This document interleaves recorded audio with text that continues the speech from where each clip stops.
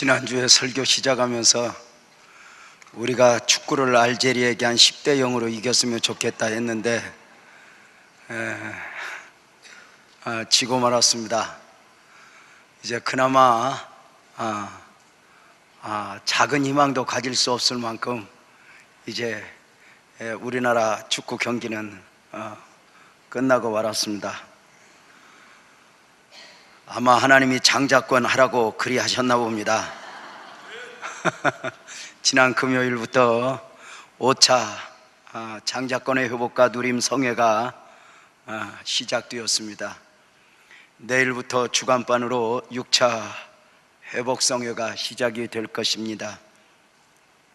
하나님의 은혜 가운데 좀 더 많은 분들이 함께 했으면 좋겠다 하는 바람입니다.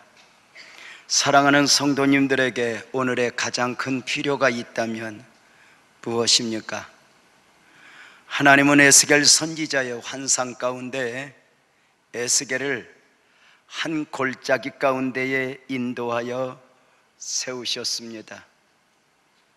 마른 뼈들이 가득한 골짜기입니다.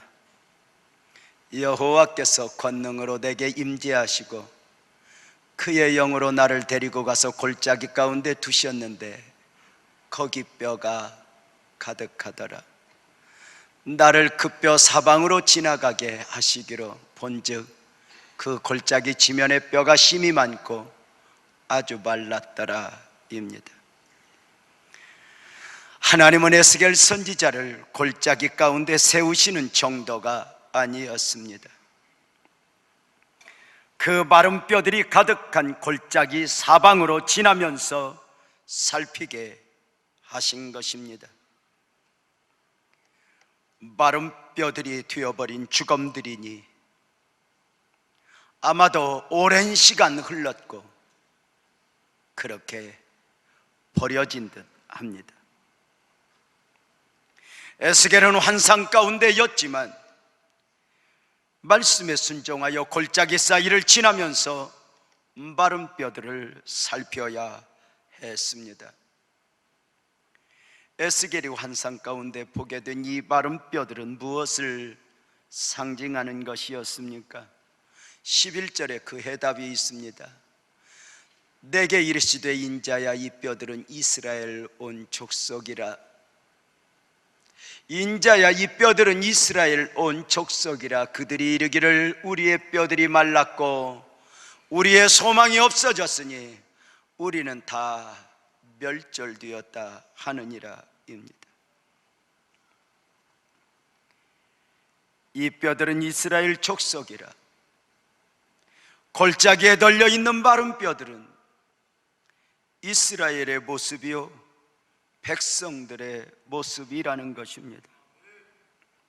이스라엘 백성들이 스스로 말하고 있는 이스라엘의 현실이니 그들이 이르기를 우리의 뼈들이 말랐고 우리의 소망이 없어졌으니 우리는 다 멸절되었다 입니다. 한마디로 우리는 다 끝났어. 우리에게는 더 이상 소망이 없다 입니다. 골짜기에 마른 뼈들에게 무슨 소망이 있겠습니까? 그 마른 뼈들 앞에서 누가 희망을 이야기할 수 있겠습니까? 포로민으로 살아가야 하는 이스라엘 온 백성들이 느끼는 삶의 현실이었습니다. 바벨론 포로민으로 살아가는 이스라엘 백성들, 더 이상 저들에게는 소망도 기대도 없다는 것입니다. 모든 것을 놓아버리고 싶고 모든 것을 포기해버리고 싶은 것입니다. 하나님의 백성이 아니게 하나님의 나라가 아니어도 되는 것처럼 놓아버리고 싶은 것입니다. 마른 뼈들 같아져 버린 이스라엘에게 아무 소망이 보이지 않았기 때문입니다. 오늘만 말한다면 보이는 것만 말한다면 적어도 이스라엘에는 더 이상 내일의 희망이 없었습니다. 그런데 그 마른 뼈들 가득한 골짜기 가운데 이스라엘을 세우신, 에스겔을 세우신 하나님의 의도가 무엇입니까? 그 마른 뼈들 같아져 버린 이스라엘 백성들에게 전하고 싶으신 메시지가 있으셨던 것입니다. 모든 가능성이 사라져버리는 이스라엘 백성들에게 다시 소망을 주겠다는 것입니다.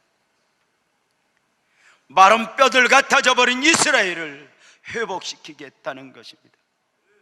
하나님의 말씀입니다.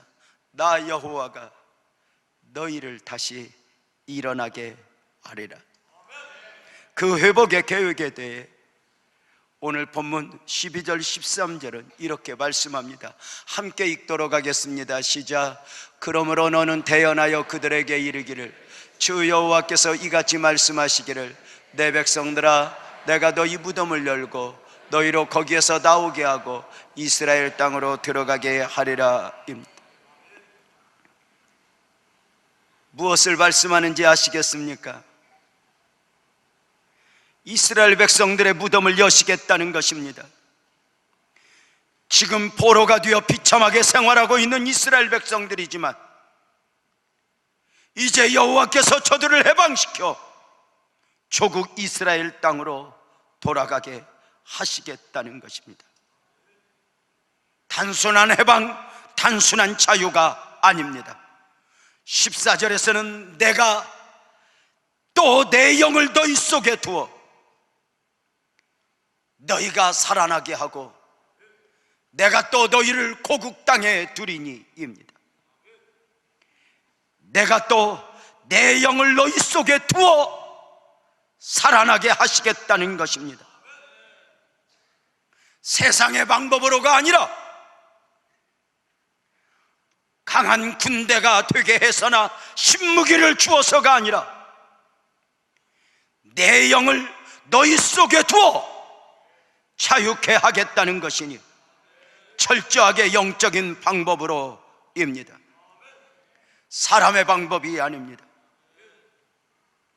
마른 뼈들 같아져 버린 이스라엘을 향한 완전한 회복의 약속입니다. 하나님은 이 약속을 때가 되며 이루셨고 그 말씀대로 이루었으니 나중에 그 약속 앞에 현실로 받아들이게 된 이스라엘이 바벨론 포로에서 해방하여 고국으로 돌아오면서 불렀던 노래가 시편 126편 1절 3절에서 기록이 되어 있습니다. 여호와께서 시온의 포로를 돌려보내실 때에 우리는 꿈꾸는 것 같았도다. 그때에 우리 입에는 웃음이 가득하고 우리 혀에는 찬양이 찼었도다. 그때의 문나라 가운데서 말하기를 여호와께서 그들을 위하여 큰 일을 행하셨다 하였도다. 여호와께서 우리를 위하여 큰 일을 행하셨으니 우리는 기쁘도다.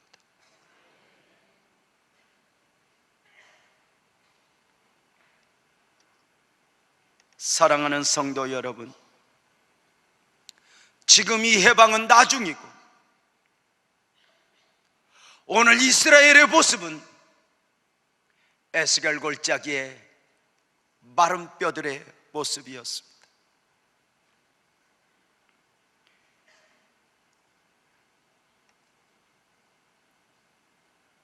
누가 마른 뼈들이 가득한 무덤에서 희망을 발할 수 있겠습니까?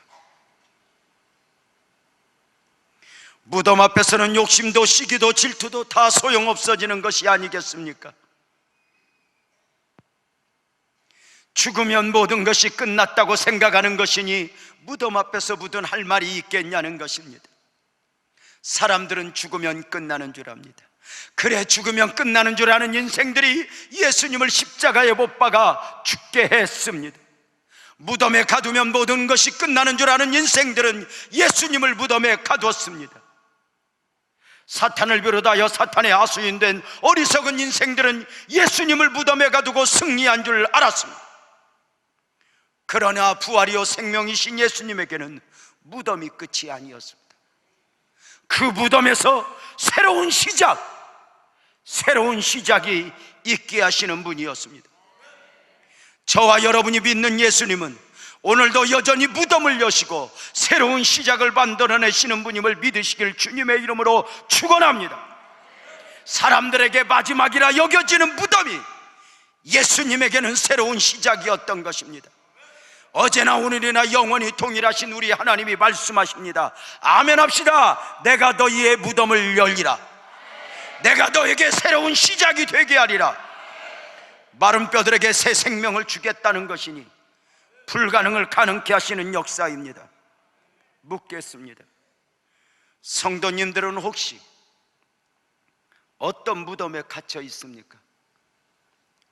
가난의 무덤입니까? 질병의 무덤입니까? 실패의 무덤입니까? 희망이 없다면 무덤 아니겠습니까?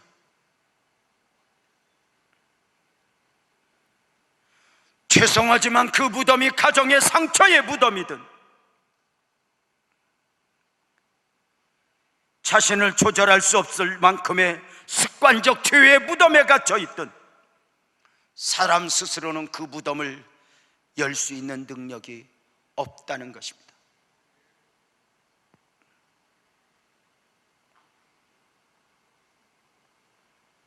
무덤을 여실 분은 단 한 분, 저와 여러분이 믿는 예수 그리스도입니다. 예수님은 마른 뼈들처럼 소망이 없어져 버린 인생들에게도 새로운 시작, 새 소망을 주시는 것입니다. 그래서 예수를 믿는 사람들은 절망의 환경 앞에서라도 나는 끝났어 말하지 않아야 합니다. 내가 나를 끝내서는 안 되는 것입니다. 말라 비틀어진 마른 뼈들에게까지 새로운 시작을 주시는 하나님이 내 하나님이기 때문입니다. 이 믿음 가운데 미가 선지자의 외침, 그 선포가 미가서 7장 8절에 이렇게 기록이 되었습니다. 나의 대적이여 나로 말미암아 기뻐하지 말지어다. 아멘 합시다. 나는 엎드러질지라도 일어날 것이요 어두운 데에 앉을지라도 여호와께서 나의 빛이 되실 것이미로다. 우리가 믿어야 할 하나님이고 우리가 선포해야 할 영성입니다. 예수 믿는 사람에게 있어 죄 중에 죄는 자신을 포기하는 죄입니다.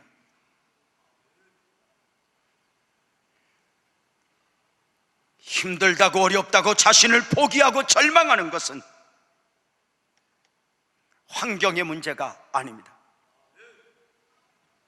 가능성이 보이지 않아 내가 포기하는 것 같지만 마귀가 포기하게 하는 것입니다. 포기는 절망의 환경 앞에서 내 생각으로 하는 것이 아니라 마귀가 심어준 생각으로 하는 것입니다. 가룟 유다가 그냥 자살한 것이 아닙니다. 마귀가 그 마음을 빼앗았고 마귀가 심어진 마음 안에서 자신을 포기한 것입니다. 사람이 사노라면 많은 일들을 만납니다. 어려움이 반복되면 사람에게 밀려오는 생각이 무엇인 줄 아십니까? 내 인생마저 내 스스로 끝내버리고 싶은 것입니다. 그냥 죽자, 끝내자. 사랑하는 여러분, 오늘 말씀을 근거로 말씀을 드리고 싶은 것입니다. 이렇게 포기하는 것은 죄라고 말입니다.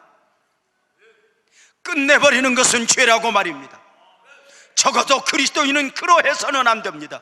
지난주에 묵상했던 고린도후서 4장 8절 9절 말씀을 다 함께 한번 우리가 다시 한번 읽도록 하겠습니다. 시작.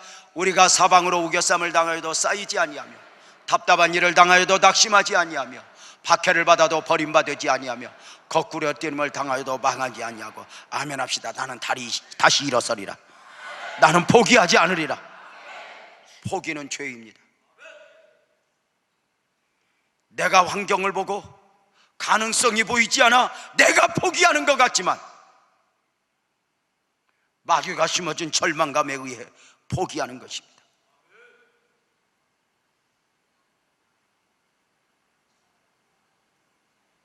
사람이 한평생 사는 삶, 저절로 사라지는 인생 아무도 없습니다. 지난 25년 목회를 하면서 배운 것 중에 하나가 저절로 되어지는 교회가 하나도 없다는 것입니다. 제가 이제 철들은 것 같습니다. 어디 교회 부흥회를 가면 전에는 교회가 큰 교회인가 작은 교회인가, 그 교회 구성원들은 어느 정도의 사람들인가, 이런 것이 눈에 들어왔거든요. 어느 순간부터 철이 들었는지 교회에 가면 보이지 않는 게 보입니다. 아픔이 보이고 눈물이 보이는 것입니다. 교회를 바라보면서 이 교회가 여기까지 오는 동안 목사님은 몇 번이나 죽었다 살아났을까? 사모님은 몇 번이나 도망가고 싶었을까? 교회가 저절로 되는 것이 아닐진데 이 교회가 여기까지 오는 동안 어떤 장로님이, 어떤 집사님이 앞장서 눈물로 헌신했을까? 보이는 거예요.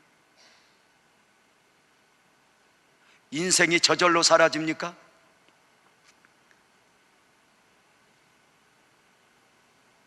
선교팀들과 함께 미얀마를 방문할 때 비행기 안에서 우리 교회 권오규 안수 집사님이 이런 말씀을 하시는 거예요. 목사님, 인생을 60 이상 산 사람들은 무조건 축복해 줘야 합니다. 왜요? 그랬더니 목사님, 나이 60 넘어 사는 동안 얼마나 포기하고 절망하고 끝내버리고 싶을 때가 많았는지 아십니까? 그런데 그걸 다 이겨내고 60을 넘겼다는 건 축복받아 마땅한 인생입니다. 무조건 축복해 주셔야 합니다 하는데, 제가 그분이 고생이나 엄청 한 사람이면 내가 실감을 할 텐데 별로 고생을 안 한 것 같은데 인생의 아픔을 이야기하는 것을 보고 만만한 인생은 없겠구나 싶은 거예요. 목회하면서 참 많은 과정을 거쳤습니다. 지하실에서 울 만큼 울었는데 상가성전에서도 참 많이 울게 하더라고요. 지난 25년간 포기하려고 작정했다면 포기해야 될 이유가 너무 많이 보였고, 그만두어야 했다면 그만두어야 할 이유가 너무 많이 보였습니다. 그래 눈물로 강단에 씨름하고 있는 저에게 하나님이 주셨던 음성이 있습니다. 가다 말면 힘든 것만 남고 끝까지 가면 간증이 남는다 였습니다. 한번 따라서 합시다. 가다 말면 힘든 것만 남고 끝까지 가면 간증이 남는다. 이거 나 죽은 뒤에 이 말 유명해질 거요. 힘들다고 그만두면 힘든 것만 남지만 내 삶을, 내 목회를 내가 끝낼 수 있는 것이 아니니 주님 붙들고 가면 간증이 있으리라.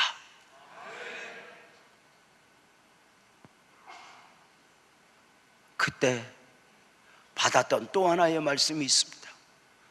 요나가 삼키웠으나 소화되지 않았다입니다. 요나가 큰 고기에게 삼켜 3일을 물고기 뱃속에 있었습니다. 상식적으로 3일 동안 뱃속에 있었으면 소화가 돼야 됩니다. 그런데 요나는 소화되지 않았습니다. 왜요? 요나에게 담겨진 하나님의 뜻이 있었거든요. 요나를 통하여 이루고자 하시는 일이 있었거든요. 요나는 소화될 수가 없었던 거예요. 사자굴이 다니엘을 삼켰지만 사자가 다니엘 뼈 하나도 손댈 수 없었어요. 왜? 다니엘을 통하여 이루고자 하시는 하나님의 뜻이 있었으니까요. 사드락과 메삭과 아벳느고가 풀무에 삼켰지만 그 뜨거운 풀무가 사드락과 메삭과 아벳느고의 머리털 하나도 상하지 못하게 했어요. 왜? 그들에게 하나님의 뜻이 있었으니까. 고난이 나를 삼킬 수 있지만, 염려가 나를 삼킬 수 있지만, 실패가 나를 삼킬 수 있지만 나는 소화되지 않으리라. 왜 포기하는 것이 죄입니까? 내 인생이 아니기 때문에 그렇습니다. 더 중요한 게 있습니다. 내가 내 삶을 포기하고 내 인생을 포기하면 그것이 죄인 이유는 내 삶을 통해 이루고자 하시는 하나님의 섭리를 소멸시키는 것이기 때문입니다. 내가 생각하는 나와 오늘 환경이 말하는 나와 하나님이 생각하는 나는 다를 수 있기 때문입니다. 나는 믿음 없어 부족해, 나는 아무것도 아니야 해도 하나님은 때로 너는 큰 용사야 부르시는 것입니다. 가다 말면 힘든 것만 남고 끝까지 가면 간증이 남는다. 이게 아주 중요한 사람. 큰 일을 이루어낸 사람들의 특징은 더 좋은 환경이고 조건이어서가 아닙니다. 포기하지 않았기 때문입니다. 얼마나 포기할 기회가 많은 줄 아세요? 우리 교회가 한참 골짜기를 지날 때, 사망의 음침한 골짜기를 지날 때는 온 주변에서 들려오는 소리가 저 교회는 끝났어, 저 교회는 부도났어, 저 교회 가면 사람 죽어, 저 목사는 목사 안 돼야 되는데 목사 됐나 봐, 목사 되어서 주변 사람들을 힘들게 하는 것 같아. 이런 소리가 저를 얼마나 짓눌렀는지 아세요?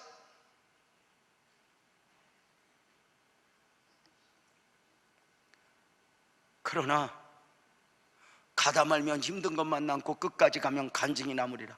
이 말씀 붙들고 또 이겨보고 또 이겨보고 오늘까지 온 거. 여러분, 신앙생활도 하다 말면 뭐만 남아요? 힘든 것만 남아요. 교회도 다니다 말면 뭐만 남아요? 힘든 것만 남아요. 끝까지 가면 간증이 남는 거예요. 여러분, 아내가 무서워도, 남편이 무서워도 끝까지 살아야지. 살다 말면 뭐만 남아? 그놈하고 살다가 힘든 것만 남아. 근데 끝까지 가면 뭐가 남아? 쥐어박을 날이 와.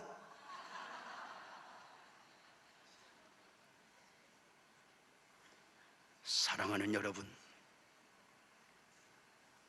마른 뼈들 가득한 골짜기 앞에 에스겔을 세우신 하나님의 질문이 있습니다. 사망의 음침한 골짜기 가운데서 하나님이 던지신 질문입니다. 에스겔아, 에스겔아, 이 뼈들이 살겠느냐? 말라 비틀어져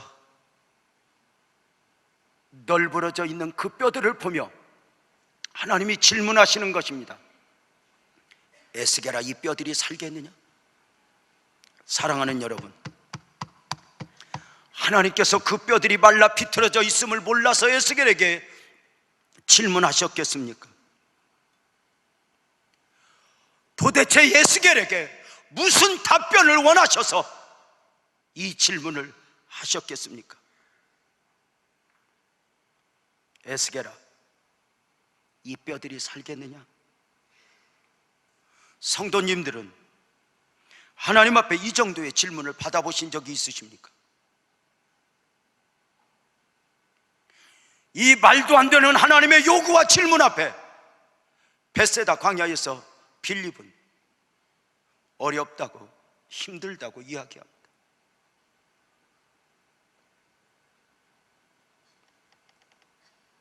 하나님께서 에스겔에게 마른 뼈들이 살겠느냐 질문하셨으면 믿음을 질문하신 것입니다.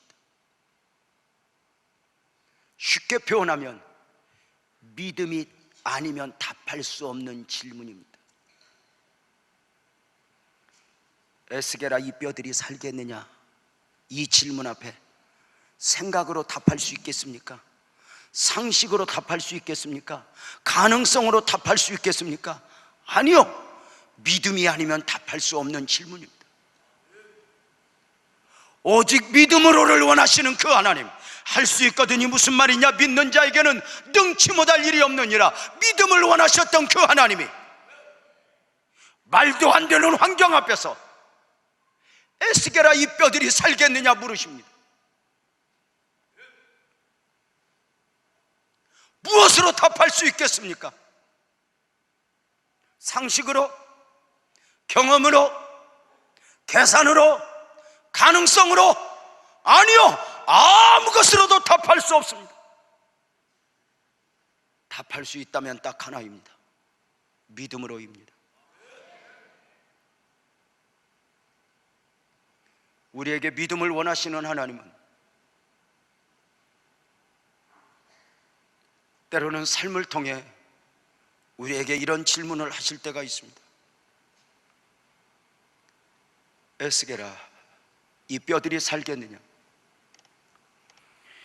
성도님들은 이런 정도의 질문을 받아보셨습니까?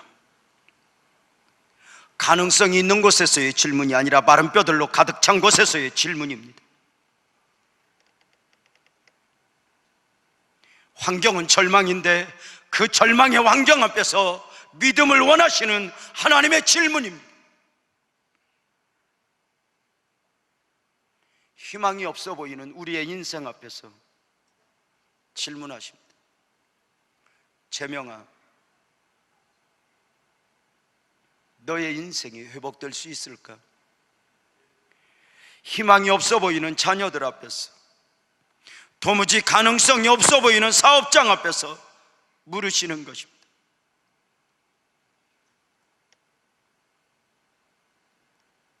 어려운 때에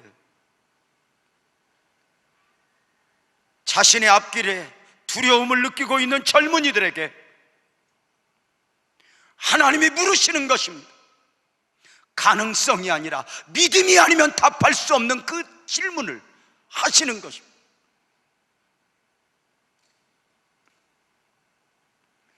우리는 상식으로 답할 수 있는 질문을 하셨으면 좋겠어요. 계산으로 답할 수 있는 질문을 하셨으면 좋겠어요. 내가 대답할 수 있는 질문을 좀 하셨으면 좋겠어요. 우리 아이들 클 때 수수께끼 내는 놀이를 하면서 이렇게 말합디다. 아는 사람은 말하지 마. 아니, 왜 묻는지를 모르겠어요. 여러분,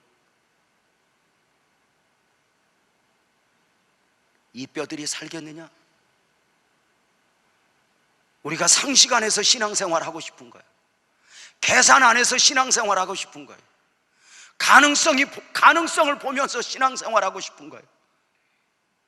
그런데 오직 믿음이 아니면 아니 되게 하나님은 나를 골짜기 앞에 세우시고, 믿음이 아니면 도저히 할 수 없는 그 답을 원하시는 거예요. 하나님은 왜 이 말도 안 되는 질문을 에스겔에게 하셨겠습니까? 하나님은 일찍이 바벨론 포로 중에 있는 이스라엘 백성들에게 회복을 약속하셨습니다. 에레미야 선지자 통해서, 에스겔 선지자 통해서, 이사야 선지자 통해서 너희가 지금 포로 중에 있지만 내가 너희를 회복시키리라. 그런데 이 하나님의 말씀이 한 번, 두 번, 세 번 반복되는 중에 환경은 하나도 변하지 않는 거예요. 그러다 보니까 어느 날부터인가 이 회복의 약속의 말씀이 어느 날 그 이스라엘 백성들에게 믿음이기보다는 그저 하나님 말씀이겠지, 회의감에 젖어버리는 거예요.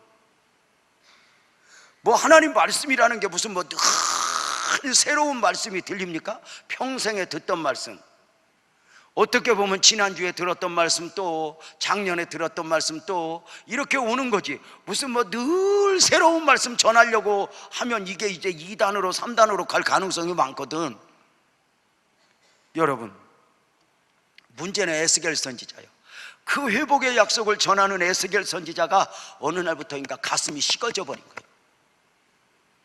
여러분, 하나님이 여러분을 회복시킬 것입니다. 잘 되게 하실 것입니다. 은혜 베풀 것입니다. 이렇게 하지만 이 말씀을 선포해도 에스겔 마음이 전혀 뜨거움이 없는 거예요. 확신이 없는 거예요. 하나님 말씀이니까 어느 순간부터 전하기는 하지만 뜨겁지 않은 거예요. 하나님께서는 이스라엘도 이스라엘이지만 이 에스겔을 회복시키겠다고 그 골짜기 앞에 세워 믿음이 아니면 할 수 없는, 답할 수 없는 질문을 하시는 거예요.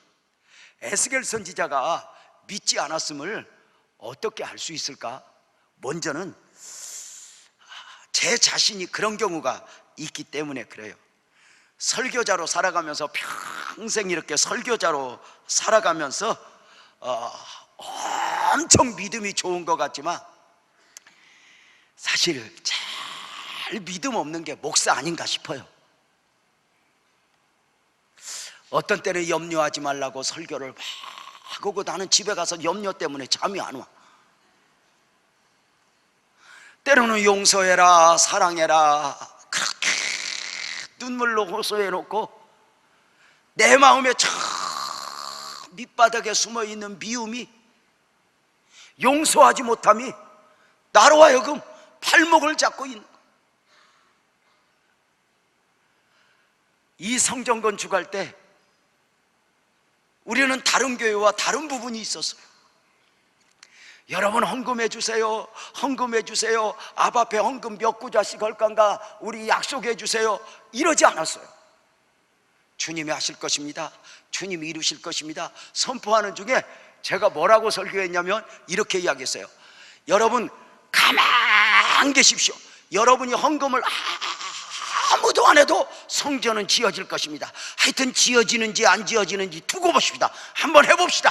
하나님께서 이 주님이 이루실 것입니다, 주님이 하실 것입니다 막 선포해서 헌금 안 해도 지어질 것이라고 막 얼마나 제가 설교를 막 크게 했는지 몰라요. 다만 여러분이 동참하지 않아도 성전은 지어지겠지만 동참하지 않으면 복이 없을 것입니다, 이 말은 했지만 하여튼 뭐 약속하자 이렇게는 안 했어요. 그렇게 해놓고 집에 가서 될까? 부도나면 어떡하지? 3년 넘게 불면증에 시달리듯이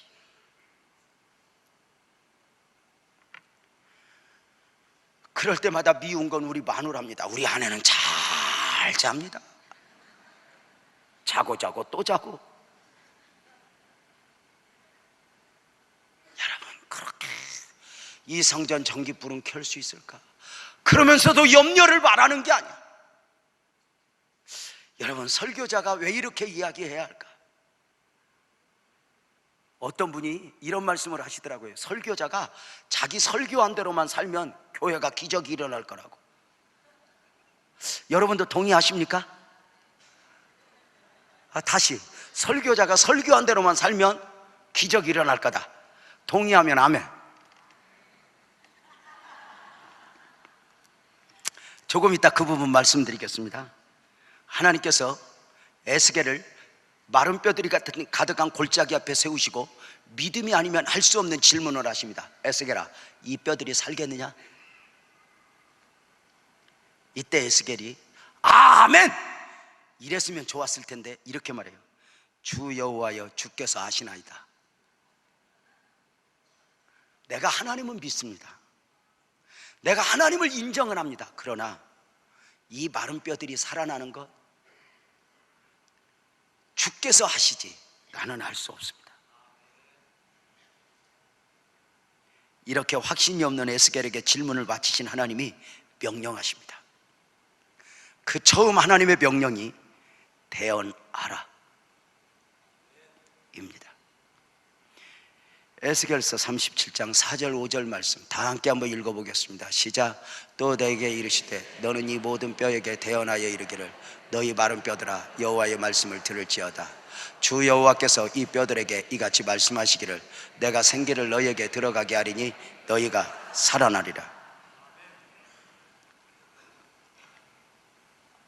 너는 이 모든 뼈에게 대언하여 이르라. 하나님께서는 에스겔에게 네 생각을 말하지 말고 여호와의 말씀을 대언하라 입니다.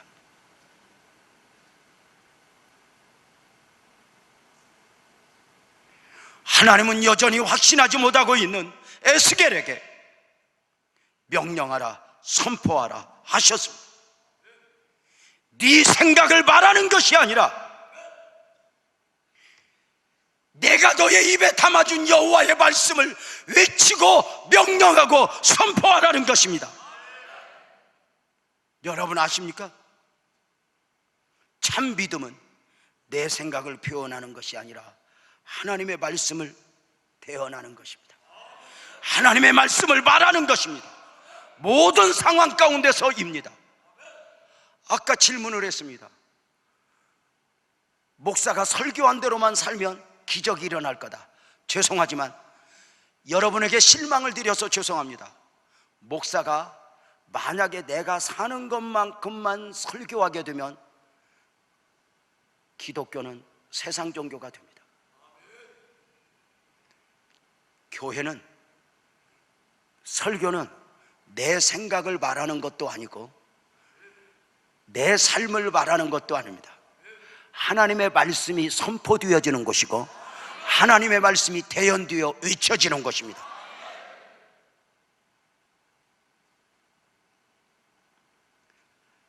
우리 교회에서 여러분들이 예배를 드리면서 이렇게 설교를 듣는 중에 들을 수 없는 말 중에 하나가 있어요. 설교 중에 제가 생각하기에는 이렇습니다. 제 생각은 이렇습니다.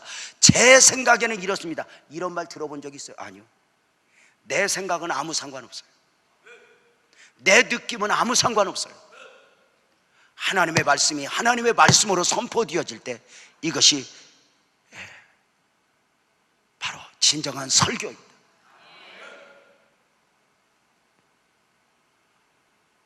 하나님의 말씀을 말하는 거예요. 여러분, 내 생각이 아니에요. 아마 에스겔 보고 네 생각대로 해라 그러면 마른 뼈들에게 어떻게 살아나라고 명령해요? 할 수 없죠.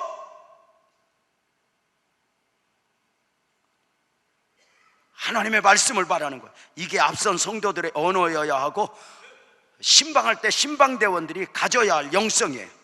신방을 가서 또 병문안을 가서 내 생각을 말하는 것이 아니라 하나님의 말씀을 말하는 거예요.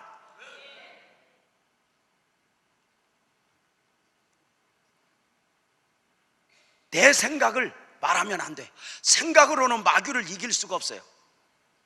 집사님 그러지 마, 내 생각에는 그게 아니야, 그러면 안 돼요. 하나님의 말씀을 말하는 거예요. 하나님의 말씀. 특별히 병원 신방 같은 데 가서 주의해야 돼요. 병원 신방에서 주의해야 할 요인 중에 하나는, 병원 신방 갈 때는 병원 신방 가기 전에 그분이 어디가 어떻게 아픈가, 그리고 어떻게 치료할 건가 다 묻고 가서 격려하고 위로하고 믿음을 심어주고 기도만 해주고 나오면 돼요. 근데 어디 그래요? 성도들이 병원에 가서 물어봐요. 어쩌다 다쳤어? 어떻게 해서 아픈데? 어떻게 치료할 거야? 지금 이것을 지금 입원해 있는 동안에 한 30명한테 설명을 했는데 또 해야 돼. 그러니까 또 힘든 거야.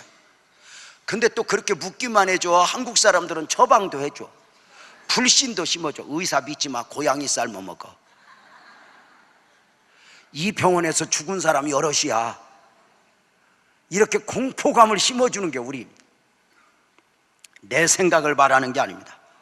사랑하는 여러분, 다른 사람에게도 그러하지만 무엇보다도 나 자신에게 그러해야 합니다.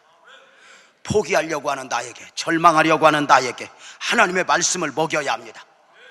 장자권의 회복과 누림 성회는 바로 이 훈련을 하는 것입니다.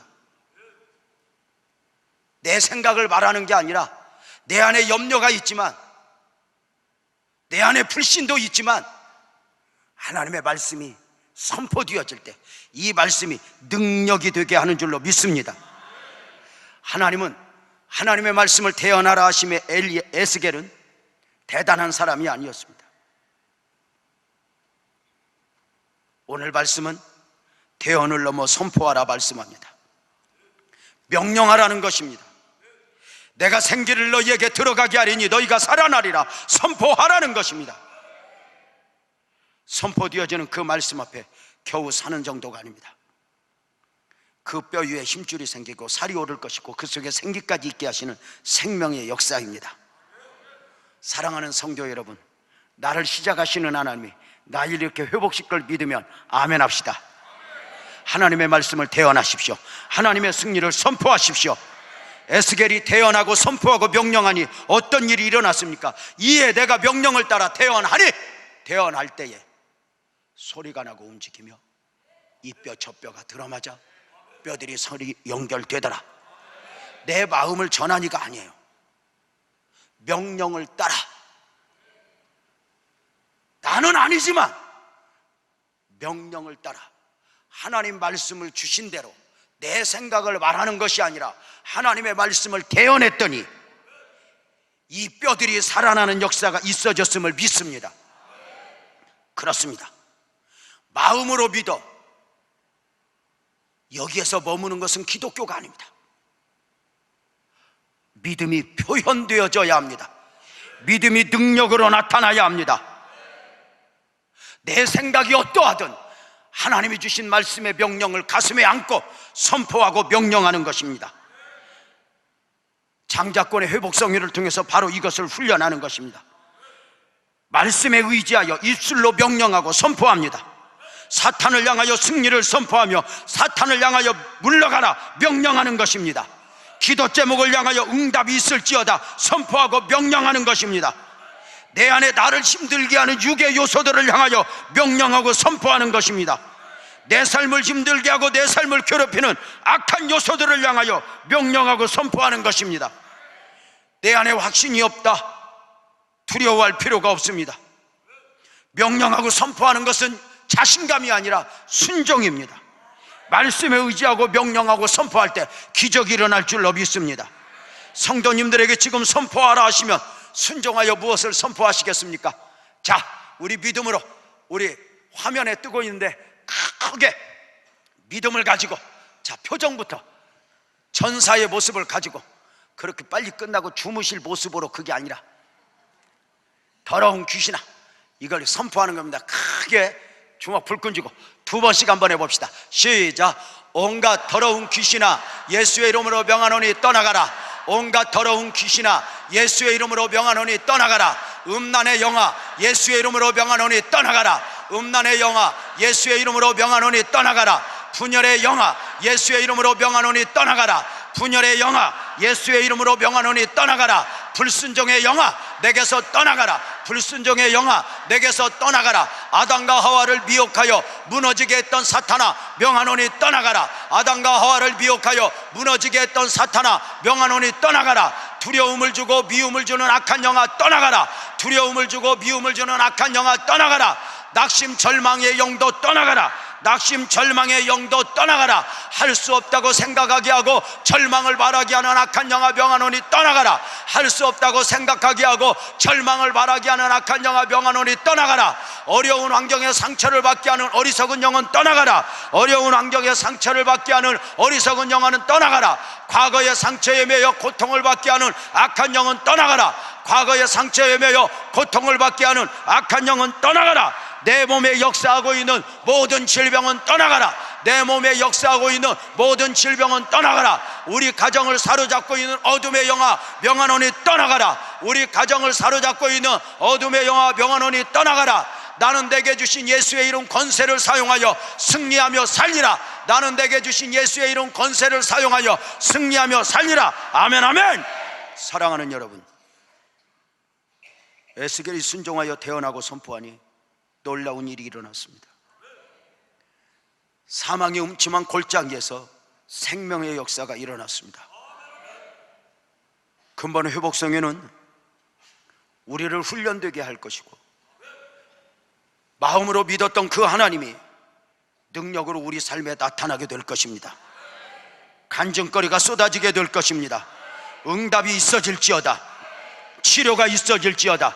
축복이 있을지어다. 믿으시면 아멘. 우리 있을지어다 찬송 한번 하고 말씀 계속 듣도록 합니다.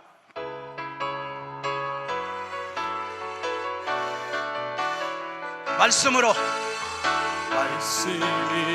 전기를 창조하신 하나님, 우리는 주님의 귀한 장자들. 명령하라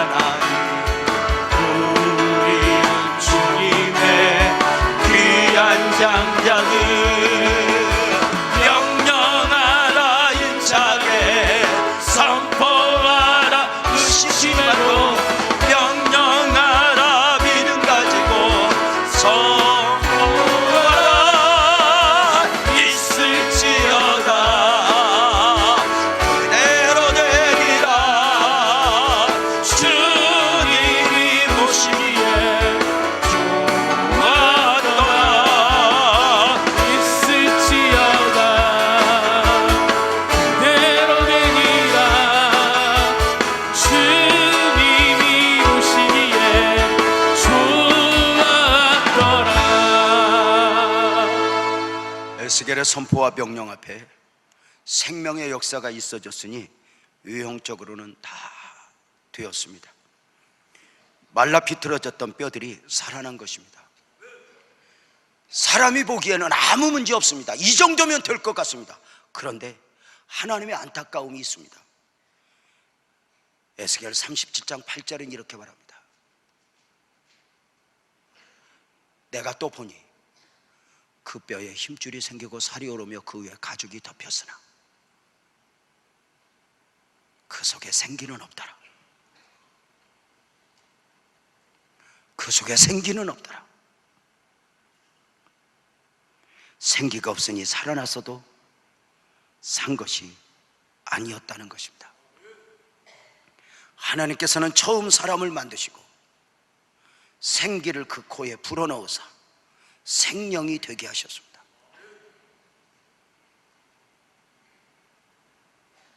하나님이 원하셨던 사람은 단순히 외형적인 사람이 아닙니다. 생기가 있어 생명이 된 사람, 바로 영으로 충만한 사람, 이것이 하나님의 원하심이었습니다. 이것은 영적인 시각으로 보지 않으면 보이지 않습니다. 그래 보이는 것만 보는 사람들은 돈만 있으면 되는 줄 압니다. 합격하고 출세만 하면 되는 줄 압니다. 건강만 하면 되는 줄 압니다. 아무 일 없이 살면 되는 줄 압니다. 그러나 그건 세상 사람들 생각이고 그리스도인은 달라야 합니다. 그리스도인들의 삶에는 생기가 불어와야 하고, 아멘 합시다. 성령의 바람이 불어와야 합니다. 내 가정에, 내 사업장에 성령의 바람이 불어와야 합니다. 외형적으로 아무 문제가 없다 해도 그 새에는 생기가 없더라. 하나님의 안타까움입니다.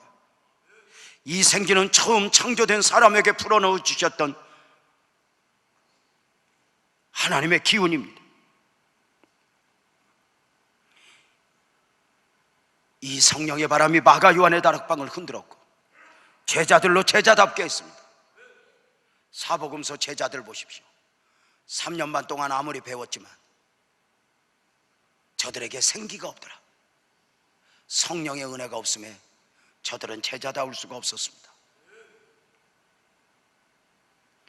그래 에스겔에게 있어진 두 번째 명령이 무엇입니까?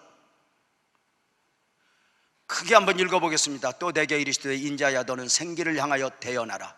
생기에게 대언하여 이르기를 주 여호와께서 이같이 말씀하시기를 생기야 사방에서부터 와서 이 죽음을 당한 자에게 불어서 살아나게 하라. 뼈들에게 명령했고 그 뼈들이 살아나자 에스겔은 또 하나 하나님의 생기야 사방에서부터 불어와 이 살아있는 존재로 살아나게 하라. 여러분, 에스겔은 명령하였습니다. 그리고 그 말랐던 뼈들이 군대가 되었습니다. 에스겔의 선포와 명령 가운데 있어졌던 위대한 하나님의 역사입니다.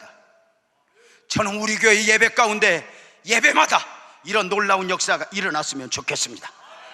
말씀을 몇 마디 듣는 정도가 아니라 말씀을 듣는 중에 하나님의 기운이, 하나님의 성령의 역사가 느껴지는 것입니다. 선포되어지는 명령 앞에 생기의 바람이 불어오니 죽음이 살아났습니다. 군대가 되었습니다. 이 에스겔 골짜기에 불어왔던 생기의 바람이 불어와야 한국교회가 살아납니다. 생기의 바람이 우리 교회에 불어와야 교회가 교회답게 되는 것입니다. 성도가 성도답게 되는 것입니다. 생기의 바람이 불어올 때 암덩어리도 녹아버리고 병든 자가 치료되고 기적이 일어날 것입니다. 우리는 예배 중에 이 생기의 바람을 사모해야 합니다. 명령해야 합니다. 선포해야 합니다. 성령의 바람이 내게 불어와 내 삶을 진동시키고 내 인생을 진동시키고 다시 일어나게 해야 합니다. 생기의 바람으로 내 삶을 채워야 합니다. 술 취하지 말라 이는 방탕한 것이니 오직 성령의 충만을 받으라. 술 취하지 말라 이는 방탕한 것이니 오직 성령의 충만을 받으라. 술 취함의 특징이 뭐죠? 비틀거리는 겁니다. 술 취하신 분들은 자기는 반드시 간다고 했는데 다른 사람이 보면 비틀거리는 겁니다. 해보신 분들 많이 있을 텐데 이렇게 비틀거리고 가다가 전봇대를 붙들고 너는 누구냐 이렇게. 다른 사람이 보기에는 다 비틀거리는데 자기만 반드시 간다고 합니다. 제가 한 번은 자동차 운전을 하고 가는데 어떤 목사님하고 가는데 앞에 차가 아주 저 차선이 팔자예요. S자예요. 저분이 운전 왜 저래 그랬더니 저분 술 마셔서 술 마시면 자동차도 흔들리는구나. 여러분, 술 취하지 말라 이는 방탕한 것이니 술뿐입니까? 음란에 취해 보십시오. 노름에 취해 보십시오. 욕심에 취해 보십시오. 자신이 선택하여 즐기는 것 같지만 사탄이 이끄는 삶으로 비틀거리는 것입니다. 자기만 모릅니다. 시험 든 사람도 영적으로 비틀거리는 겁니다. 이렇게 시험 들어 있으면 신방 가신 분은 하나님 말씀을 말해야 합니다. 하나님의 말씀이 뭐예요? 정신 차려, 믿음으로 살아야 할 사람이 이게 뭐야? 막 이래야지. 그 비틀거리고 있는 사람한테 가서 생각을 이야기하면 이제 함께 비틀거린 겁니다. 여러분, 술 취한 사람이 안 비틀거린다고 느끼는 사람은 누군지 아십니까? 같이 취한 사람입니다. 그래서 그 시험 들어 흔들리고 있는 사람한테 신방 가서 집사님 왜 그래, 힘내. 아니 내가 누구 때문에 그런다니까. 아니 그년 때문에 그래? 아이고 그년 아내 때문에 이렇게 쓰러지면 안 되지, 일어나. 이렇게 생각을 말하면 안 됩니다. 원래 힘든 사람은 가서 혼을 내야 합니다. 정신 차리라고, 일어나라고. 이럴 자신 없으면 아예 가지도 마라. 여러분, 위로가 일으키는 게 아니라 하나님 말씀이 일으켜야 합니다. 성령의 은혜를 사모하여 승리하는 복된 영성이 저와 여러분 모두에게 있기를 주님의 이름으로 축복합니다. 오늘 또 무덤을 여시는 주님을 믿으면 아멘 합시다. 우리는 그 어떤 것보다 하나님의 생기를 사모해야 합니다. 하나님의 생기를 너희 안에 들어가게 하라. 아멘 합시다. 너희가 살아나리라. 생기의 바람이 불어오면 죽음이 살아났습니다. 생기의 바람이 불어오면 마른 뼈들이 살아나서 군대가 되었습니다. 생기의 바람이 한 인생에 불어오면 빌빌대던 인생이 여호와의 군대가 되었습니다. 생기의 바람이 한 가정에 불어오면 혼돈과 공허와 흑암으로 가득했던 가정에 평화의 광장이 되게 합니다. 생기의 바람이 불어오면 병든 자가 치료될 것입니다. 문제도 해결될 것입니다. 무엇보다 하나님의 백성이 하나님의 백성다워질 것입니다. 사랑하는 성도 여러분, 오늘 또 하나님은 우리에게 질문하십니다. 에스겔아, 이 뼈들이 살겠느냐? 이 질문은 믿음이 아니면 답할 수 없는 질문입니다. 설교가 상식으로 받아들일 수 있는 설교라면 사실은 조금은 아닙니다. 사실은 진짜 설교는 믿음이 아니면 소화해낼 수 없는 설교가 진짜 설교입니다. 그래서 구약의 참 선지자들이 핍박을 당했던 것, 상식에서 접근하고 환경에서 접근했던 거짓 선지자들이 칭찬을 받았다는 것입니다. 장자권 선포와 명령을 하며 회복성회를 한다 하니 모르는 분들은 무슨 그런 일이 있냐고, 그건 상식입니다. 그러나 우리가 하나님을 믿어보면 분명한 게 있습니다. 아멘 합시다. 마른 뼈들이 살아났던 것처럼 어떤 일들도 일어날 수 있다. 여러분 삶에 큰 기적의 역사가 일어나기를 주님의 이름으로 축복합니다. 기도하겠습니다. 하나님 아버지 고맙습니다.